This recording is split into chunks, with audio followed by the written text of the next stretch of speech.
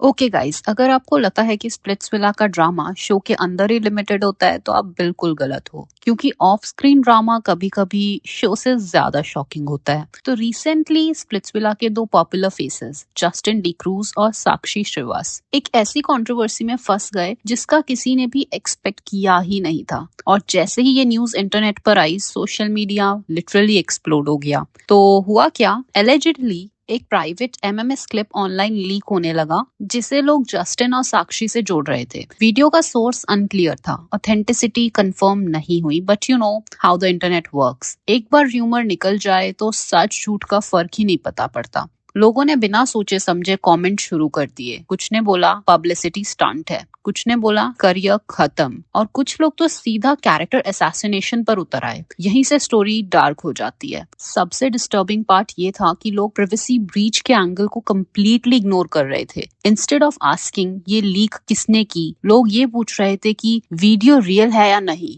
और ऑनेस्टली यही audience fail हो जाती है। जस्टिन और साक्षी ने इमीडिएटली कोई सेंसेशनल स्टेटमेंट नहीं दिया। No fake drama, no emotional breakdown videos, but close sources के थ्रू ये क्लियर किया गया कि अगर कोई भी प्राइवेट कंटेंट सर्कुलेट हुआ है तो वो विदाउट कंसेंट हुआ है। इस बीच एक अनएक्सपेक्टेड ट्विस्ट आया। पॉपुलर स्ट्रीमर पायल गेमिंग ओपनली जस्टिन और साक्षी के सपोर्ट में आई और उन्होंने क्लियरली बोला कि अगर कोई प्राइवेट चीज लीक हुई है तो विक्टिम को ब्लेम करना बंद करो। And that actually change the tone of conversation. फिर आई दूसरी लेयर, स्पेकुलेशन। कुछ लोग का मानना था कि ये कंट्रोवर्सी इंटेंशनली अटेंशन ग्रैब करने के लिए हो सकती है, क्योंकि रियलिटी शो के फेम के बाद रेलेवेंस मेंटेन करना भी तो जरूरी है। पर दूसरी साइड कह रही थी कि कोई भी अपनी इज्जत दांव पर लगाकर फेम नहीं लेता। और यहीं से इंटरनेट डिवाइड हो गया। जस्टिन और साक्षी के फैंस उनके सपोर्ट में खड़े हो गए। हेट्रेड और सिंपैथी दोनों साथ साथ चल रही थी। सबसे बड़ी बात, आज तक वीडियो का कोई वेरीफाइड सोर्स कंफर्म नहीं हुआ। No official proof, no legal confirmation, सिर्फ रूमर्स, स्क्रीनशॉट